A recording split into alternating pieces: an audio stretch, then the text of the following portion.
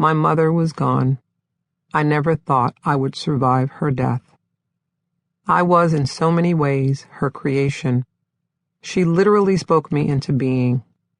When she was pregnant with me, she told everyone she was having a girl, and they believed her.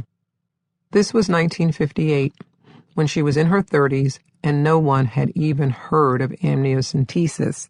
Her friends at her job at St. Michael's Medical Center decorated the nurses' lounge in pink. All the baby presents wore pink, the jumpers, booties, coats, and hats. I told that doctor, if it's a boy, don't even bring him to me, she used to tell me. She had already birthed 3 sons and was ready to welcome her daughter. After I arrived, she went to work designing her girl.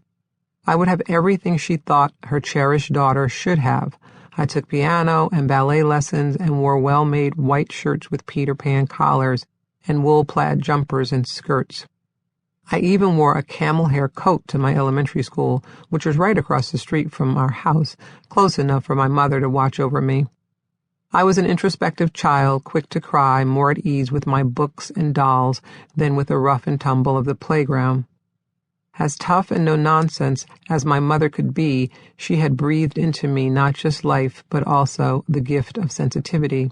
I felt everything too deeply. The gift would become my burden. For 2 years before my mother died, I had been in a midlife malaise made worse by the arrival of menopause and the unrelenting routine of ferrying school-aged children while caring for my aging parents. When my mother stopped breathing, I fell deep into a cavern of grief.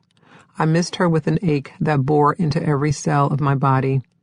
I couldn't get out of bed other than to wake my daughter up for 8th grade, drive my son, a 2nd grader, to school, and slug through walking Charlie, my constant companion in the form of a Bichon Poodle mix. My entire body hurt, yet I was numb. When my family came home in the evening, I'd move from my bed to the sectional in the basement and watch TV.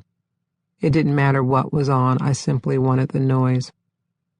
I had expected to feel grief for the first several months, but after 7 months passed, 8, a year, and I still couldn't lift myself out of the pervasive sadness.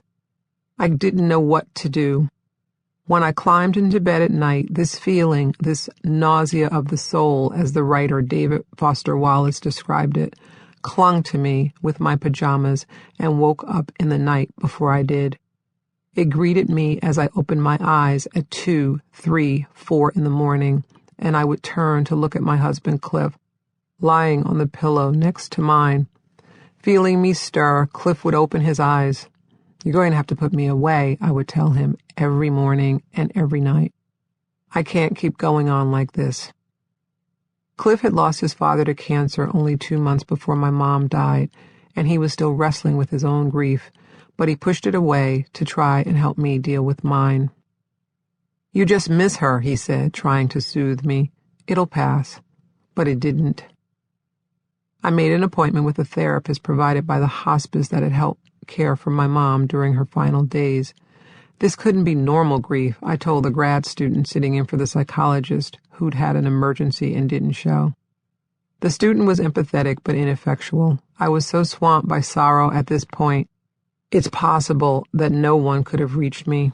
I remembered how Cliff had cried when we got the news about his dad, how he had comforted his mom and helped plan a beautiful memorial service, and then, eventually, went back to work.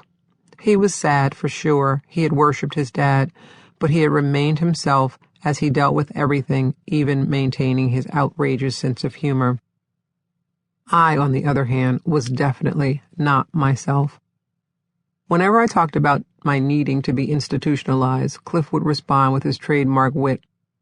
"You'll be like Diana Ross in Lady Sings the Blues, with dark sunglasses on in a white bathrobe and a towel around your head," he joked.